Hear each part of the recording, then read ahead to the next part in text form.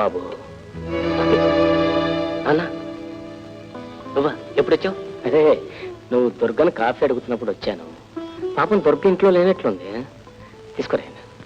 Coffee నువ్వు తీసుకొచ్చావా? రోజు మీ అమ్మకు కాఫీ చేసి ఇవ్వటం బాగా అలవాటు అయిపోయింది, అందుకే చేశాను. తీసుకో. నాన్న నేను ఇంటికి వద్దాం అనుకున్నాను, మొన్న గోపి కనిపించి. అయితే మేము ఇంకా గుర్తున్నాం అనమాట. చాలా సంతోషం. బజార్ పనంటే తల తిరిగిపోతుంది. ఓ మావయ్య గారా, ఎప్పుడు వచ్చారు? కాఫీ తీసుకున్నారా?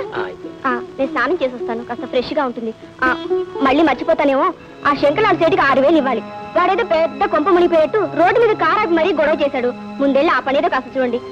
ఇంకో విషయం, మా ఫ్రెండ్స్ అంతా కలిసి పాండిచేరి టూర్ ఏర్పాటు చేసుకున్నాం. ఎంత? Only 5 days. మీరు ఇల్లు అది చాలా జాగ్రత్తగా చూడాలి. ఇంట్లో కాస్ట్లీ సామాన్లు అవి ఎక్కువగా ఉన్నాయి.